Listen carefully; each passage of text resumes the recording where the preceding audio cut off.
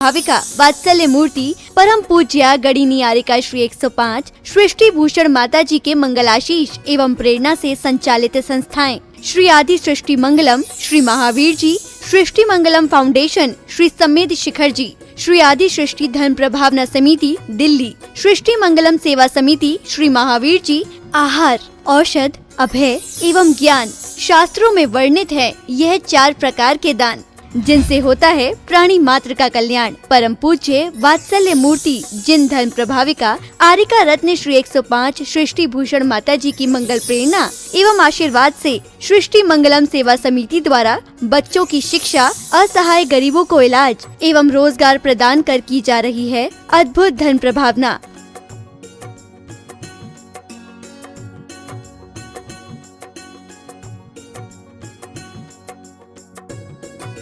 मेरा नाम आशु है। मैं एक टीचर थी। अब उस दौरान मेरा स्कूल बंद हो गया। मेरे को सांस की प्रॉब्लम है, अस्थमा की प्रॉब्लम है। फिर मुझे एक बेटी मिली, उसका नाम अपेक्षा है। उन्होंने मुझे माता जी के लिए बोला कि माँ बहुत सबकी सहायता करती हैं, माता जी मेरी कुछ समय से सहायता कर रही हैं। मैं माँ आपकी बहुत बहुत आभारी हूँ, सदा आपकी आभारी रहूँगी। माँ आपके बारे में, आपसे मेरी बात हुई थी, आपके बारे में लोग कैसे कहते हैं ये माँ, मैं नहीं जानती। मैंने किसी लक्ष्मी को, पार्वती को, भोले को नहीं देखा, मैंने आपको देखा। मैं उस समय डूब गई थी पूरी तरह माँ, जब मेरा कोई नहीं था, मेरे अपनों ने साथ छोड़ दिया, पर आपने मेरा हाथ संभाला। आप साक्षात देवी हो, आप साक्षात अन्नपूर्णा हो माँ, मैं आपको शत शत नमन करती हूँ। आप भी मानव सेवा के लिए अपनी चंचला लक्ष्मी का सदुपयोग करें।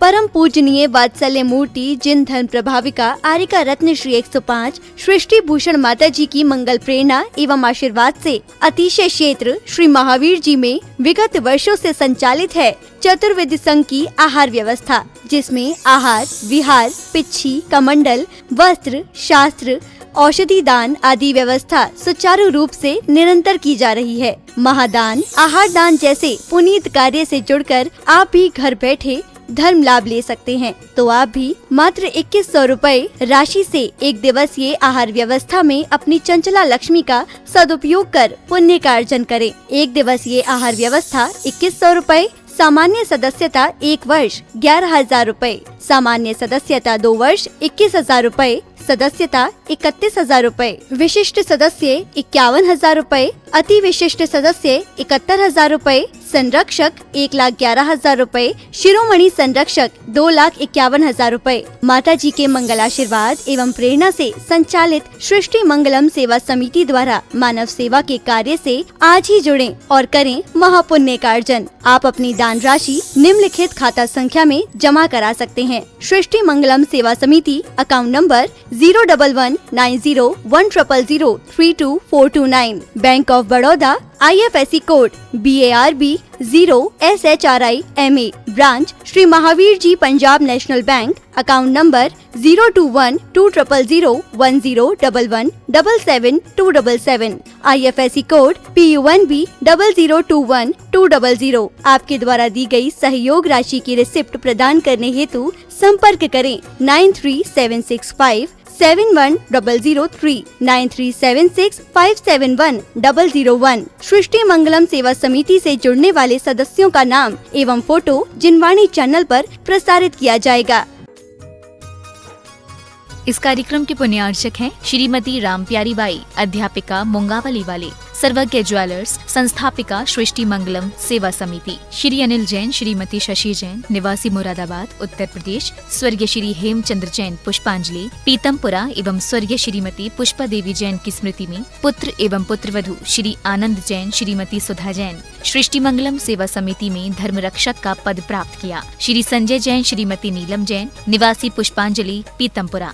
अध्यक्ष रामनगर अहित क्षेत्र श्री विनोद बिहारी, श्रीमती मिथिलेश मोठिया, निवासी रामपुर उत्तर प्रदेश। श्री सुभाष जैन, श्रीमती उमा रानी जैन, निवासी सहारनपुर नानौता वाले। श्री रविंद्र प्रसाद जैन, श्रीमती वीना जैन, पुत्र पुत्रवधू श्री राजीव जैन, श्रीमती पूजा जैन, श्री अरुण जैन, श्रीमती निधि जैन, पुत्री दामाद श्रीमती ऋतु, श्री संजीव जैन, पौत्र पौत्री तुषार, विपुल, वैशाली, गरिमा, सम्यक, रोहन, शौर्य, राणा प्रताप बाग, दिल्ली। आज खजानों को चोरों से नहीं पहरेदारों से खतरा है। आज खजाने को चोरों से नहीं पहरेदारों से खतरा है। आज देश को दुश्मनों से नहीं गद्दारों से खतरा है। धर्म सत्य और अहिंसा की परिभाषा जानता है, लेकिन धर्म को भी आस्तिकों से नहीं झूठे नास्तिकों से खतरा है। आज देश में बड़ी बड़ी बातें होती हैं। देश उत्थान के नाम पर समाज में शिक्षा और सुधार को बढ़ावा दिया जाता है, लेकिन कभी विचार किया कि आज शिक्षा के नाम पर हम बच्चों को क्या सिखा रहे हैं? यही कल देश और समाज के कर्णधार होंगे। यही बच्चे कल हमारे भविष्य के निर्माता होंगे। इन्हें हम अंग्रेजी सिखा रहे हैं। एक ज़माना था जब हमने अंग्रेज़ों का विरोध किया था। आज अंग्रेजी बच्चा नहीं सीख पाए तो माँ बाप सोचते हैं हमारा बच्चा कुछ सीख नहीं पाया। आज वास्तव में अंग्रेजी पर इतना ध्यान दे रहे हैं कि अंग्रेजी ज़रूर आना चाहिए। अरे कभी विचार करो, क्या अंग्रेज़ सोचते हैं हिंदी आना चाहिए? यदि उन्हें हमारी हिंदी के प्रति इतनी गरिमा नहीं है तो हमें अंग्रेजी के प्रति इतनी ज़्यादा उत्सुकता क्यों है? यदि वो अपने बच्चों को हमारी हिंदी भाषा की कविताएं नहीं सिखाते तो हम इंग्लिश की कविताएं क्यों सिखाते हैं? हम छोटे छोटे बच्चों को रैन रैन गो अवे सिखाते हैं। कभी विचार करके देखना वो क्या कविता है कि पानी पानी तुम दूर चले जाओ मुझे खेलना है। वास्तव में करोड़ों बच्चों को हम ये कविता सिखा रहे हैं, और कविता कभी भगवान ने सुन ली। वैसे भगवान ये सब करता नहीं, लेकिन सुन ली और पानी नहीं बरसा, उस समय हमारे भारत की क्या हालत होगी? क्योंकि हमारे भारत का 90% आदमी कृषि पर निर्भर है, और 90% ना कहूँ तो व्यापार तो निर्भर है ही। जब अच्छी खेती होगी तो गल्ले वालों का व्यापार चलेगा, किराने वालों का चलेगा, कपड़े वालों का चलेगा, और यहाँ तक कि सोने चांदी भी सब उसी फसल पर निर्भर करते हैं। ठीक है, वो पश्चिम के देश हैं जहाँ पर बहुत बारिश होती, बहुत सर्दी होती है। वो पश्चिम के देश से जहाँ बहुत सर्दी और बारिश होती है, वहाँ के बच्चे कहें तो चलता है कि बारिश बारिश तुम दूर जाओ। लेकिन हमारे यहाँ तो हम कहते हैं कि बारिश तुम समय पर आओ। हमारे यहाँ हर फसल की, हर प्रकृति के हर हिस्से की पूजा होती है। आपने हो चैत में लोग पहले धान आती है उसका उत्साह मनाते हैं। पंजाब में इसको कितना ज़्यादा मनाते हैं, साल की शुरुआत मनाते हैं। आज हमारे बच्चों को चैत बैसाख जेठ आषाढ़ याद नहीं है, जनवरी फरवरी याद है। हमारे बच्चों को 1 2 3 4 याद नहीं है, हमारे बच्चों को 1 2 3 याद है। क्योंकि आज हमने बिल्कुल सोच लिया है कि अंग्रेज़ों की भाषा अपनाना है, अंग्रेज़ों के संस्कार अपनाना है, अंग्रेज़ों की कहना चाहिए औषधियाँ अपनाना है, अंग्रेज़ों की वेशभूषा और अंग्रेजियों के खान पान अपनाना है। फिर हमारे हिंदुस्तान में बचेगा ही क्या? हमें भोजन कब करना, कैसे करना, ये सब भी बच्चों को सिखाना चाहिए। आज कहीं भी खा लेते हैं, कुछ भी खा लेते हैं, कैसे भी खा लेते हैं। हमारे बच्चों को बहुत बड़े बड़े हमारे ऋषि और आयुर्वेदिक के जानकार रहे, उन लोगों ने कहा कि सुबह सुबह भोजन करना, क्योंकि सूर्योदय के 2.5 घंटे बाद जठराग्नि पूर्ण प्रबल होती है। हमारी जठराग्नि जब प्रबल होती है तब हमें भोजन करना चाहिए, क्योंकि जब प्रबल जठराग्नि होती है तो भोजन कुछ भी खाया जाए वो पच सकता है। आपने देखा सुबह लोग आजकल नाश्ता कर लेते हैं, हल्का फुल्का नाश्ता कर लेते हैं, और उसके बाद दिन में थोड़ा भोजन करेंगे, फिर रात को भरपेट खाएंगे। ये हमारी प्रकृति के अनुसार जो हमें पश्चिम ने सिखाया है वो तो खुद ही मूर्ख हैं, और उनकी बातों पर हम आते हैं। सुबह सुबह हल्का फुल्का नाश्ता लेकर चले जाते हैं। अरे सुबह जठराग्नि प्रबल है, उस समय भरपेट भोजन खाइए, जो भी आप खाएंगे वो अच्छे से पच जाएगा। फिर दिन में थोड़ा सा ले लीजिए, लेना है तो। और भोजन का समय भी हमारा होना चाहिए ज़्यादा से ज़्यादा 9 बजे से 10:30 बजे तक। लेकिन भोजन का समय हमें याद नहीं रहा। आजकल लोग सुबह 9 बजे तो सोकर उठते हैं, जबकि हमारे यहाँ कहा है कि ब्रह्म मुहूर्त में परमात्मा का स्मरण करना चाहिए। उससे हमारे विचारों में विशुद्धि आती है, क्योंकि भोजन ही हमारे पूरे जीवन का संचालक होता है। और भोजन भी हमें मात्र एक ज़रूरत समझकर नहीं डाल लेना चाहिए। भोजन जितने अच्छे भावों से करोगे, जितने आनंदमय और रसलीनता से करोगे, रसलीनता का मतलब स्वाद की रसलीनता नहीं है, उसमें आपकी आध्यात्मिकता का पुट होना चाहिए। उतना भोजन आपके जीवन में सरसता लाएगा, आनंद लाएगा, प्रेम लाएगा, वात्सल्य लाएगा, आपकी संपत्ति में वृद्धि लाएगा। लेकिन आज आदमी इतना चिंतित है, मुझे लगता है कोई जानवर इतना चिंतित नहीं है। आपने किसी जानवर को टेंशन में नहीं देखा होगा। बहुत सारे डॉक्टरों ने प्रयोग किया कि बंदरों को अटैक आ जाए, बंदरों को कोई कहते हैं कि इस प्रकार के प्रयोग किए गए कि उनको कोई बीमारियां दूसरों से लग जाए, उन्हें नहीं लगती, क्योंकि वो दौड़ धूप करके खाता है, लेकिन बड़े आनंद से खाता है। अपने गाय को, जानवरों को देखा होगा, वो भी भोजन करती हैं, आनंद से करती हैं, जो कर लेती उसकी जुगाली करती हैं। लेकिन आदमी है जो जल्दी जल्दी में जो मिलता है, क्रोध में, चिंता में, भावावेश में, बहुत उत्तेजना में खाता है। हमें जीवन में भोजन भी बड़े आनंद से करना है, और भोजन ही आनंद से नहीं करना, भोजन के बाद हमें अपने बच्चों को कैसी शिक्षा देना है। बच्चों को मात्र हमें पेट भरने की शिक्षा नहीं देना है, मात्र जीवन को चलाने वाली शिक्षा नहीं देना, जीवन उपयोगी शिक्षा भी देना है। हमारे बच्चों का भविष्य कैसे उज्जवल हो, इसलिए हमें बड़ों के साथ क्या व्यवहार करना, कैसी भाषा होना चाहिए, इसका भी ध्यान रखना। हमारे भारत में माँ का भाई हो तो उसे मामा बोलते हैं, पिता का भाई हो तो उसे चाचा ताऊ बोलते हैं, और बुआ मामी सब अलग अलग रिश्ते होते हैं। लेकिन अंग्रेजी ने सबका कचाड़ा करके रख दिया, कबाड़ करके रख दिया। सब अंकल हो गए, चाहे इधर का बाप हो, बाप का भाई हो, चाहे बहन, माँ की बहन हो, सबको एक रिश्तों का खराब करके रख दिया। क्योंकि अंग्रेजी की बहुत दरिद्र भाषा है, उसके पास थोड़े से शब्द हैं। मैं ये नहीं कहती कि आप अपने बच्चों को अंग्रेजी मत सिखाइए, लेकिन हम कम से कम अपने भारतीय परिवारों में अपनी हिंदी की गरिमा रखें, अपने बच्चों को वो संस्कार दें। दादा दादी, चाचा चाची, ताऊ ताई, सबके रिश्ते होने चाहिए, सबकी अपनी गरिमा होना चाहिए। भाई बहन, हमारे यहाँ संयुक्त परिवार होते थे, भाई बहन देते भी थे, झगड़ते भी थे, प्यार भी करते थे। आपने देखा होगा कि हमारे भाई बहनों को, बच्चों को कभी कभी ये कह दो तुम्हारा भाई ले लेंगे तो रोने लगते थे, क्योंकि इतना प्यार होता था। शुरू से हम प्यार सिखाते थे। आज बच्चों की इतनी संकीर्ण धारणा बन गई, उनके जीवन में अर्थ ही उपयोगी हो गया।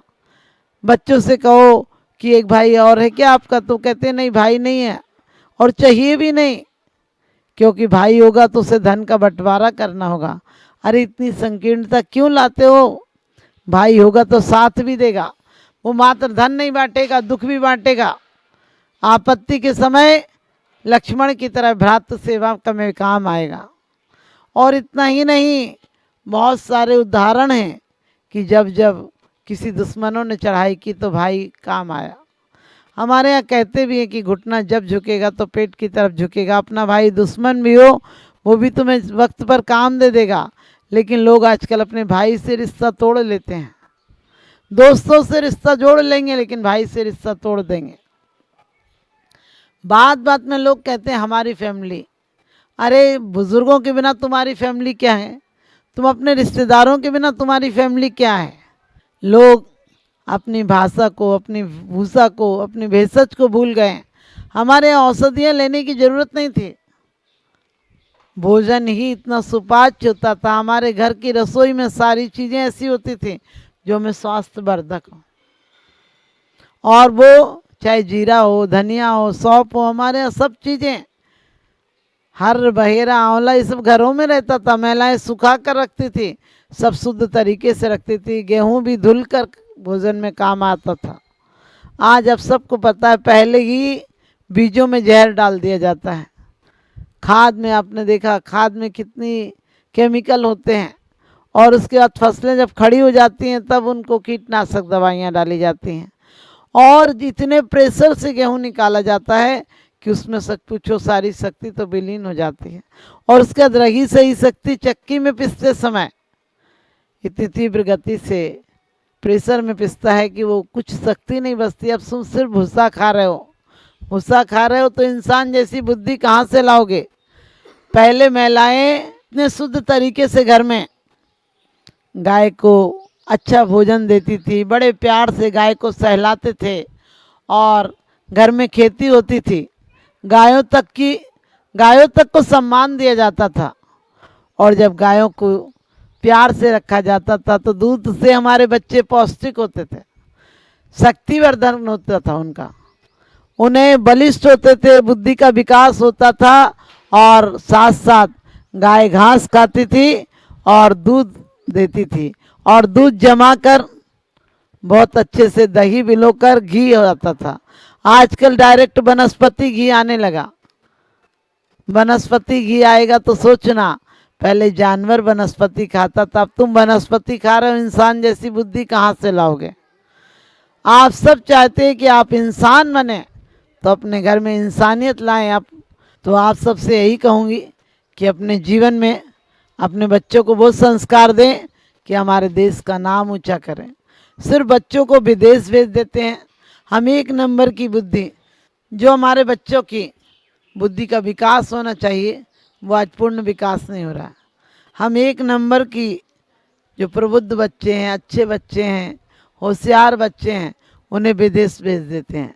वो विदेशों की कंपनी के लिए कमा कर देते हैं, करोड़ों रुपया उनके लिए देते हैं, और वही हमारे देश में आए, क्योंकि पहले उन्हें फीस देते हैं, फिर हमारे बुद्धिजीवी बच्चे वहाँ कमा कर उन्हें पैसा देते हैं।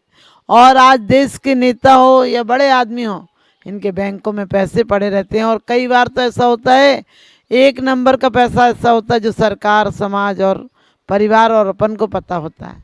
2 नंबर का पैसा होता है जो सरकार से बचा लिया जाता है लेकिन परिवार को पता होता है। लेकिन अब तो ऐसे 3 नंबर और 4 नंबर के पैसे भी हो गए जो न सरकार को पता होते हैं न परिवार को पता होते हैं।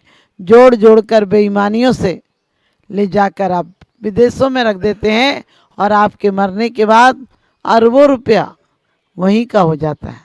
आप विचार करके देखना, ये भारत के साथ गद्दारी नहीं होगी, हमारे देश के साथ देशद्रोही नहीं होगी।